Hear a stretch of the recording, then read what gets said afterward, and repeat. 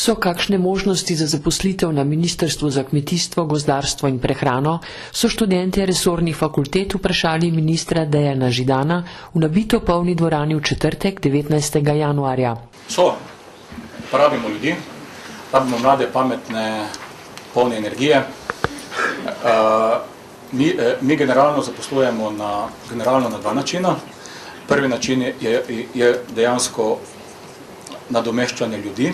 Vi poznate, sem prej povedal, da mi imamo letno fluktuacijo večinoma zaradi upokojevanja, nekaj pa tudi, ker ljudje gredo kam drugam, 3 do 4%, to je pri 1000, jasno je številka znana, 30 do 40 ljudi. To je prvi vhod. Drugi vhod je v bistvu tehnična pomoč. Mi, ko delamo posamezne programe, za čas tega programa, to lahko tudi nekaj let, lahko najamemo tehnično pomoč preko evropskih sredstev. Tisto, kar pa vam bo mogoče zanimivo, v tem trenutku peljemo pa en program Mlade kadri številka 2. Dva zato, ker podoben program sem peljal leta 2011. Namreč na ministrstvu smo opazili, da imamo čudovite ljudi, res dobre ljudi, ampak imamo zelo preveč ljudi, ki ozko obvladajo svoje področje. Mi pa rabimo horizontalne, ki razmišljajo. In smo se odločili, da bomo po dveh kriterijih, en kriterij je čisto kadrovsko sito, po teh strokovnih zadevah, drugo je pa mnenje nadrejenih. Izberemo potem skupino, ki je bila v leta 2011 15 ljudi, pa zanimivo, da polico tega so sedaj že vodje, takšne ali drugačne. Zdaj pa smo izbrali skupino 12, sicer v tem trenutno 11 ljudi, ker je ena gospa na porodniškem. In ta skupina je deležna posebnega izobraževanja, vodimo individualne kariere, marsikaj z njimi počnemo in to so pač tisti, katero bodoče razumemo kot vodilne. gp.mkgp@gov.si pa je naslov, kamor se lahko prijavijo študentje, ki jih zanima delo na ministrstvu.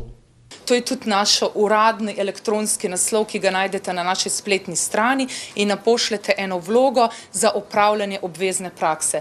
3 študente imamo namen vključiti znotraj direktorata za kmetijstvo in pa enega študenta znotraj direktorata za gozdarstvo, lovstvo in ribištvo.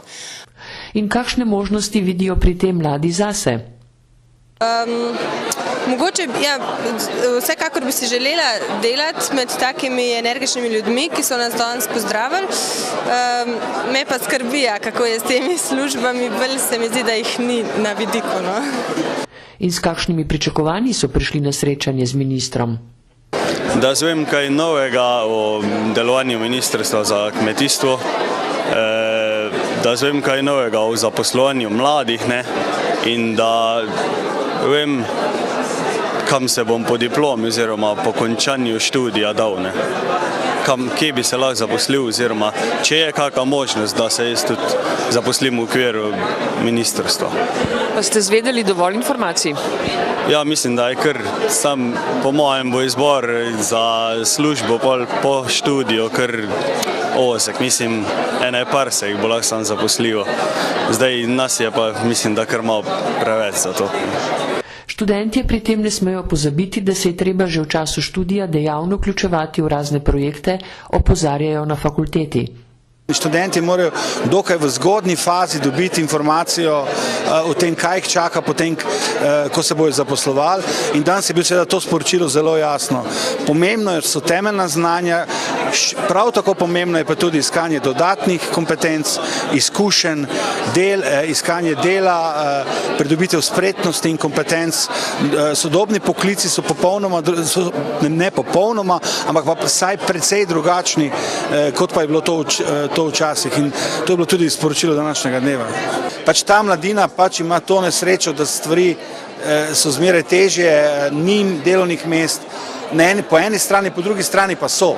Za dobri zmeraj najdem. Danes smo videli seveda primer te nove mlade elite na Ministrstvu za kmetijstvo, ki vsi izkazujejo prvič znanje, interes, voljo do dela, pripadnost poklicu in to je treba našim študentom tudi dodati in jim poskušamo dajati.